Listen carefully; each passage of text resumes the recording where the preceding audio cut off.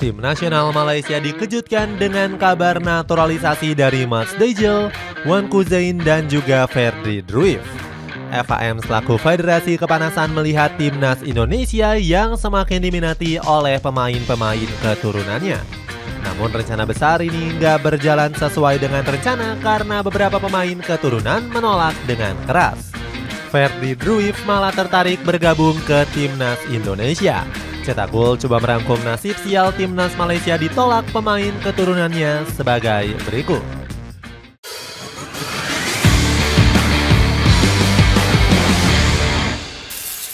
Performa meningkat juara Piala Merdeka. Prestasi tim nasional Malaysia mulai mengalami peningkatan pasca terpuruk di berbagai kompetisi. Skuad Harimau Malaya baru saja berhasil memenuhi ambisi besarnya menyaingi Indonesia. Tim nasional Malaysia sukses memenangkan Piala Merdeka. Meskipun turnamen buatan sendiri, Harimau Malaya langsung melesat jauh menyalip peringkat FIFA Indonesia. Di tanggal 10 September yang lalu, Harimau Malaya sempat menduduki ranking 131. Posisi ini menggeser timnas Indonesia yang berada di bawah satu strip yakni posisi 132. Kesuksesan ini membuat Pau Marti dipuja-puja oleh publik negeri jiran. Pelatih asal Spanyol ini dianggap telah mampu meningkatkan standar permainan Malaysia. Pau Marti disebut telah membawa permainan tiki-taka dengan 1-2 sentuhannya. Mirodrag Radulovic mengakui jika sang pelatih telah menyulitkan anak asuhnya. Pelatih tim nasional Libanon ini memuji Pau Marti yang menyajikan permainan cantik. Rasman Roslan selaku pundit lokal juga mengatakan Pau Marti sebagai pelatih terbaik. Rasman mengakui jika Pau Marti lebih baik dari pelatih-pelatih yang sebelumnya. Berkat hasil memuaskan ini, YouTuber, media hingga para fans Malaysia langsung gembar-gembor. OneFootball.my membandingkan prestasi Malaysia dengan negara Asia Tenggara lainnya. Media ini menuliskan skuad Harimau Malaya jauh lebih baik karena meraih satu trofi di tahun 2024. Gembar-gembor naturalisasi pemain mahal. Demi bisa mempertahankan konsistensi, Malaysia mengikuti strategi Indonesia menaturalisasi pemain. Publik Harimau Malaya kembali iri usai Garuda mendapatkan Max Hilgers dan juga Eliano Reinders. Salah satu nama yang mencuri perhatian publik negeri jiran yakni Josh Brownhill. Kapten dari Burnley FC ini dikabarkan sedang menjadi incaran FAM untuk dinaturalisasi. Josh Brownhill punya garis keturunan Malaysia yang berasal dari sang nenek. Pemain berusia 28 tahun ini juga menyatakan bersedia membela skuad Harimau Malaya. Mendengar hal itu, para warganet Malaysia langsung merasa besar kepala. Netizen negeri jiran mengharapkan skuad Malaya terus bisa mendatangkan pemain grade A+. Jika berhasil dinaturalisasi, Brownhill juga akan menjadi pemain termahal di ASEAN. Gelandang 28 tahun ini punya harga pasar fantastis yakni sebesar 15 juta euro.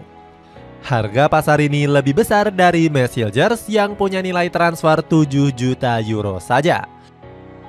Selain itu, FAM juga sedang mengincar pemain bintang Chelsea yakni Kieran Dewsbury Hall. Menurut Future Talents, Dewsbury Hall punya darah Malaysia dari sang nenek yang lahir di Penang. Terbaru, Malaysia juga turut mengincar Ferdi Druif dari Rapid Vienna. Menurut media Makan Bola, Druif telah mempersiapkan dokumen untuk pindah ke warganegaraan. Ditolak pemain keturunan. Meskipun sudah gembar-gembor menaturalisasi pemain keturunan, nyatanya timnas negeri jiran mendapatkan penolakan. Naim Garcia ogah berseragam Harimau Malaya meskipun sudah dihubungi pihak FAM. Selain itu, FAM juga sempat menghubungi wonderkid Manchester United yakni Ethan Wheatley. Dirinya dikabarkan punya darah keturunan Malaysia yang berasal dari sang nenek. Hal tersebut bahkan membuat fanbase Setan Merah cabang Malaysia langsung menanyakan kebenaran berita tersebut. Namun ternyata pemain 18 tahun ini ogah membela Harimau Malaya. Bahkan Wheatley merasa terganggu dengan berita tersebut. Alhasil sang pemain meminta media untuk berhenti menyampaikan kabar yang nggak benar. Josh Brownhill juga dikabarkan masih belum memikirkan tawaran untuk membela Malaysia. Bahkan sang pemain dikabarkan lebih memilih untuk fokus ke permainannya di Burnley. Terbaru, Ferdie Druijff juga dilaporkan menolak tegas berseragam kuning hitam. Uniknya, striker Rapid Vienna ini malah lebih tertarik bergabung ke timnas Indonesia. Hal ini terlihat dari komentarnya di postingan Eliano Reinders yang menjabat tangan Erick Thohir. Netizen akhirnya berspekulasi jika Druijff ada darah keturunan Indonesia. Proyek menjanjikan timnas Indonesia. Situasi ini justru berbanding terbalik dengan proyek naturalisasi yang dijalankan oleh PSSI. Federasi Sepak Bola Indonesia sukses mendatangkan banyak pemain keturunan dalam 2 tahun terakhir. Erick Thohir selaku ketua PSSI bahkan turut langsung untuk membujuk pemain keturunan. Usaha keras Pak Erick terbayar manis dengan performa apik skuad Garuda di kualifikasi Piala Dunia. Anak asuh Sintayong berhasil menahan imbang Australia dan Arab Saudi di fase grup ronde ketiga. Padahal kedua tim ini merupakan unggulan dan langganan lolos ke Piala Dunia. ESPN selaku media asing memuji kiprah pemain naturalisasi di kubu merah putih, termasuk Martin Paes yang disebut sebagai bintang baru Garuda di pos penjaga gawang. Roberto Mancini juga ikut memuji kiprah luar biasa pemain naturalisasi Indonesia.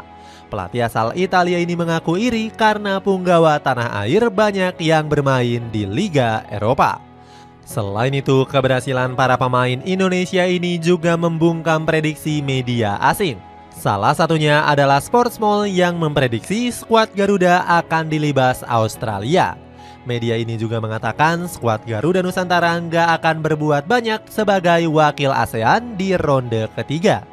Namun kenyataannya hanya Indonesia yang menjadi wakil Asia Tenggara. Pasalnya negara-negara lainnya malah mengalami penurunan. Mulai dari Vietnam, Thailand, dan Malaysia yang saat ini malah sibuk berbenah lewat turnamen yang mereka buat sendiri. Belum menyerah mengincar pemain keturunan. Kegagalan mendatangkan pemain keturunan gak membuat FAM menyerah. Federasi Malaysia ini dikabarkan punya beberapa target anyar yang menjadi bidikan. Namun FAM saat ini fokus terlebih dulu memperhatikan pemain-pemain yang sudah dinaturalisasi, mulai dari Endrick Dos Santos, Paulo Jose hingga Romel Morales. Ketiga pemain ini awalnya diharapkan bisa meningkatkan kualitas skuad Harimau Malaya. Sayangnya performa mereka masih inkonsisten dan kurang memuaskan. Salah satunya adalah Romel Morales yang baru saja melesakkan 1 gol dari 5 laga. Gara-gara performa buruk tersebut, bomber Johor Darul Tazim ini langsung mendapatkan kritik pedas.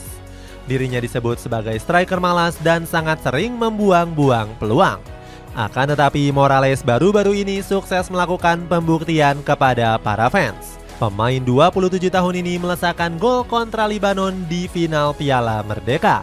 Pau Marti selaku pelatih mengaku senang dengan performa gacor dari para pemain di skuadnya. Di sisi lain, pendapat berbeda disampaikan oleh Datu Hamidin selaku ketua FAM. Dia berharap para pemain keturunan maupun lokal bisa memilih berkarir di luar negeri. Datu Hamidin ingin meniru Indonesia yang pemain abroad-nya memberikan kontribusi besar dalam peningkatan prestasi. Itulah ulasan tentang nasib sial Malaysia ditolak pemain keturunannya. Bagaimana pendapatmu, akankah skuad Harimau Malaya terus-terusan ditolak oleh pemain keturunan? Coba tulis pendapatmu di kolom komentar di bawah ini.